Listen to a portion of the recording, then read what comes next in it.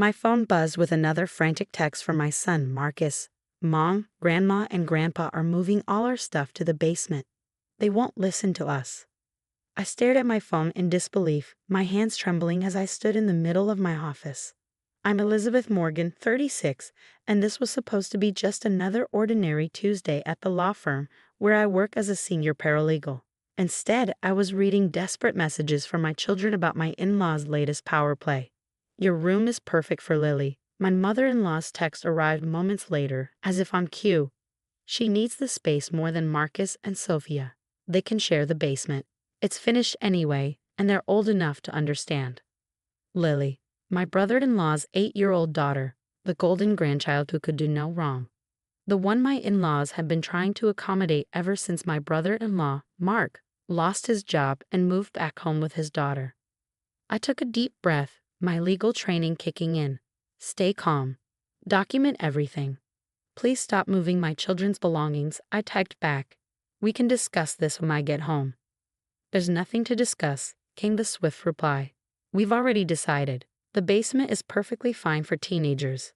My children were 14 and 12, and the basement had been strictly off limits to them since we moved in. Too dangerous, too damp, too many exposed pipes.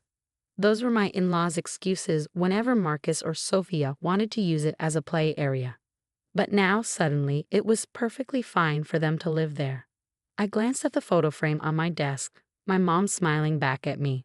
She'd left me this house when she passed away 5 years ago, making me promise to always protect my children. My in-laws had moved in 2 years later when Robert, my husband, insisted they needed help with their medical bills. Just until they get back on their feet, he'd said. Now, they acted like they owned the place. Another text from Sophia. Mom, they're taking down all our posters. Grandma says they're too childish for Lily's taste. I grabbed my purse and car keys. I'm coming home. I messaged my kids. Just stay calm. Everything will be okay. The 20-minute drive home felt like hours. I kept thinking about the document locked in my office safe at work. The one my in-laws had no idea existed. The one that would change everything. When I pulled into the driveway, the scene that greeted me made my blood boil. Marcus and Sophia sat on the front steps, tears streaming down their faces. Through the open garage door, I could see their belongings piled haphazardly, books, clothes, gaming console, Sophia's art supplies, all thrown together without care. My mother-in-law, Helen, stood in the doorway, arms crossed, looking triumphant. Elizabeth, good you're home. We've made some changes for Lily's benefit. The children are being difficult about it. I walked past her without a word and went straight to my kids. Pack your bags, I said, loud enough for Helen to hear. Just the essentials for now. What? Helen's voice rose sharply. Where do you think you're taking them? I turned to face her, my voice steady. To a hotel, for now, since you've decided my children don't deserve their own rooms anymore. Don't be dramatic, she scoffed. The basement is perfectly adequate. Besides, Lily needs. Lily needs? I cut her off. What about what my children need? Their stability? Their privacy? Their sense of security in their own home. This is for the best, my father-in-law, George, chimed in, appearing behind Helen. Lily's going through such a difficult time with her father's situation. She needs a proper space to thrive. I helped my kids gather their immediate necessities while my in-laws continued their justifications. Robert was still at work, conveniently absent as usual when his parents overstepped. He probably sighed with them anyway. He always did. Mom, Sophia whispered, clutching her backpack. Are we really leaving? I squeezed her shoulder. Just for a little while, sweetheart. Trust me. As we walked to the car, Helen called out, You're being ridiculous, Elizabeth. Think about what this will do to the family. I helped my kids into the car, then turned to face my in-laws one last time. Oh, I am thinking about family, I said calmly. I'm thinking about how you've forgotten whose house this really is. Their confident expressions faltered slightly. Good. Let them worry. What's that supposed to mean? George demanded. I smiled, starting the car. You'll find out soon enough. As we drove away, I could see them in the rearview mirror, huddled together on the porch, probably already planning how to spin this to Robert. They had no idea what was coming, no idea that tomorrow morning my lawyer would be serving them with documents they never expected to see. Mom? Marcus's voice was small from the backseat. What's going to happen now? I caught his eye in the rearview mirror. Now, sweetheart, we're going to teach Grandma and Grandpa a very important lesson about respect and property ownership. The hotel I had booked was just 10 minutes away, close enough to school, far enough from the drama.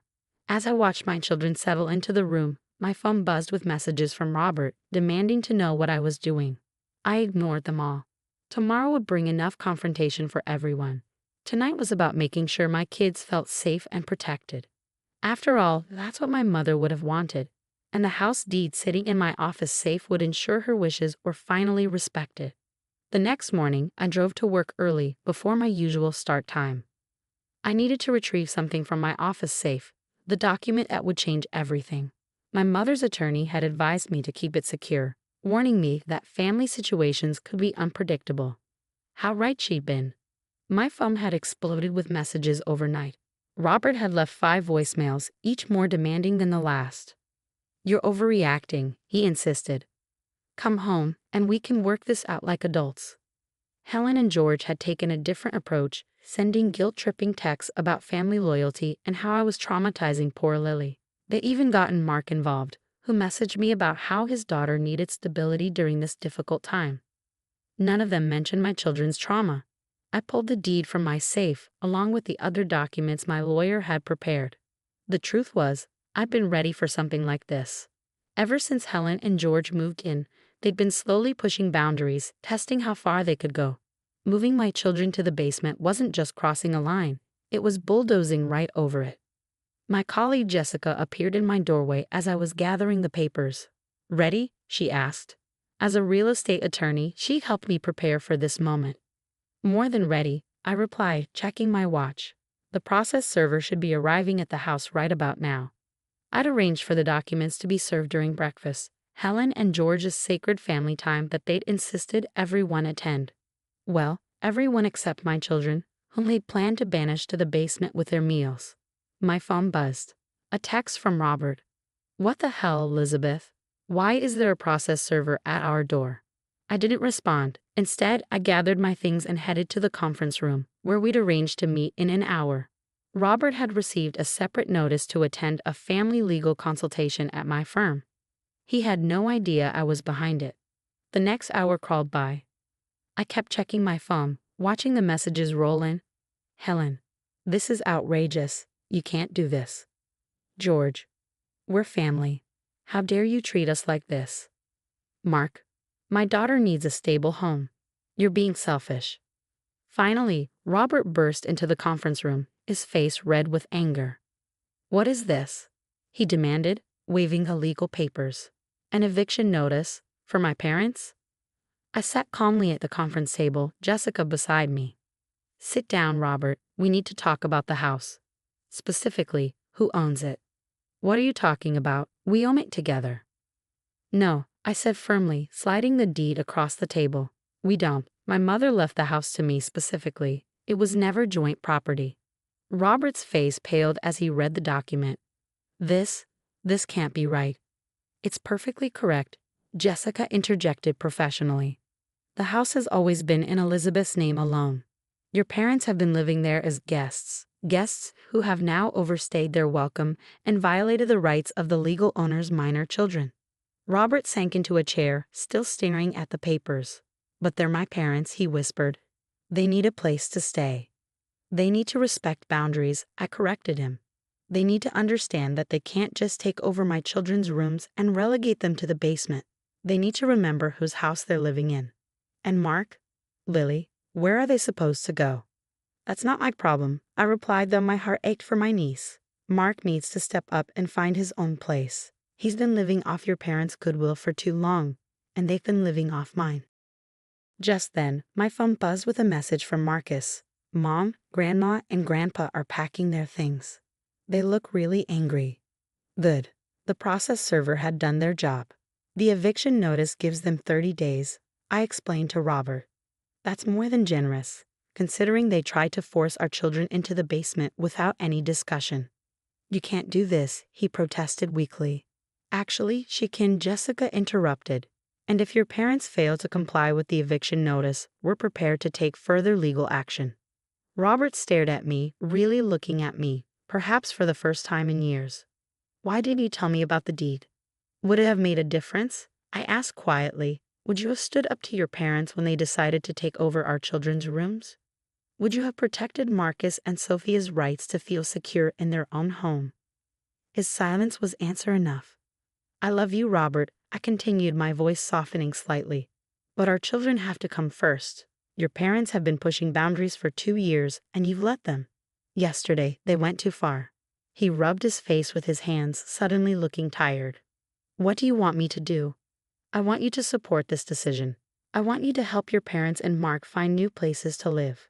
Most importantly, I want you to understand that our children's well-being isn't negotiable. As Robert left the conference room, looking defeated, I felt a weight lift from my shoulders. The hard part wasn't over. There would be more drama, more guilt trips, more accusations of betrayal. But for the first time in 2 years, I felt in control of my own home again. My phone buzzed with another message, this time from Sophia. Grandma's crying and saying we're tearing the family apart. Are we bad people, Mom? I quickly typed back, no, sweetheart. Sometimes standing up for what's right feels wrong at first. But I promise you, we're doing the right thing. The next few weeks were a storm of emotions and accusations. Helen and George alternated between icy silence and dramatic outbursts, making the house feel like a battlefield. Mark had already found an apartment, taking Lily with him. Apparently, he'd been saving money but preferred living rent-free at his parents' expense, or rather, at my expense. One evening, as I helped Marcus and Sophia move back into their rooms, Helen appeared in the doorway, her arms crossed. I hope you're happy, she said bitterly. You've destroyed this family. I continued hanging Sophia's art back on her walls, refusing to take the bait. No, Helen. You destroyed this family when you decided my children were less important than your grandchild. We were trying to help everyone, she protested. Lily needed her father to step up and find his own place. I interrupted. Instead, you enabled his dependence and tried to sacrifice my children's well-being in the process. George appeared behind her, his face stern. We found a condo, he announced. We'll be out by the end of the week. Not that you've left us much choice. I'm glad to hear it, I replied calmly, smoothing Sophia's bedspread. I hope your new place helps you remember the importance of respecting boundaries. They left without another word, but I could hear Helen crying dramatically in the hallway. Once that sound would have filled me with guilt. Now, it just reinforced that I'd made the right decision. Robert had been staying at a hotel, claiming he needed space to think. He came by that weekend to talk, looking more humbled than I'd seen him in years. I spoke with Mark, he said, sitting at our kitchen table. He admitted he'd been taking advantage of the situation. He's actually making good money at his new job. He just didn't want to spend it on rent. And your parents enabled that behavior, I added, pouring us both coffee. Just like they enabled his irresponsibility when we were first married. Robert nodded slowly. I see it now. How they always coddled him, made excuses for him. I was so used to it, I didn't realize how unfair it was to you and the kids. From upstairs came the sound of Marcus's laughter, real, genuine laughter I hadn't heard in weeks. He and Sophia were decorating their rooms, reclaiming their spaces. The sound seemed to affect Robert deeply. I failed them, he said quietly. I failed you too. Yes, I agreed, you did, but you can do better now. Starting with supporting this change instead of fighting it. He reached across the table, taking my hand. I want to come home, he said. I want to make this right. I squeezed his hand but kept my voice firm. You can come home, but things will be different. Our children come first, always. No more letting your parents overstep. No more enabling Mark's irresponsibility at our family's expense. I understand, he said, and for the first time, I believed him. The day Helen and George moved out, there were no tearful goodbyes, no dramatic scenes. They packed their car in silence, pointedly ignoring me as I supervised from the porch. But just before they left, Helen turned to me. You think you've won, she said, her voice cold. But you've lost something precious, family. I met her gaze steadily. No, Helen. I protected my family, my children. You're the ones who forgot what family really means. As their car disappeared down the street, Marcus and Sophia came to stand beside me. Are they going to hate us forever? Sophia asked quietly. I pulled her close. They don't hate us, sweetheart. They're just learning a hard lesson about consequences. Sometimes love means setting boundaries, even when it hurts. That evening, we had our first peaceful family dinner in weeks. Robert was back home, the kids were laughing, and the house felt lighter somehow. As I watched my family truly together for the first time in years, I thought about my mother. She left me this house as a legacy, a foundation for my children's future. By standing firm, by refusing to let others diminish that legacy, I'd honored her memory and protected what mattered most. Mom, Marcus said suddenly, I'm proud of you for standing up to them. Tears pricked at my eyes. Thank you, sweetheart. I'm proud of you too, both of you, for being so strong through all of this. Robert reached over, squeezing my hand. We all are, he said softly. You did the right thing. Later that night, as I tucked Sophia into bed in her own room, not the basement, never the basement, she hugged me tight. I love you, Mom, she whispered. Thank you for fighting for us. As I closed her door, I caught sight of my reflection in the hallway mirror. I saw what Helen and George had missed, what Robert had finally recognized, not just a daughter-in-law or a wife, but a mother who would move heaven and earth to protect her children. Sometimes the greatest victory isn't in winning the battle, but in choosing which battles to fight. And sometimes protecting your family means standing up to the very people who should have been protecting it with you.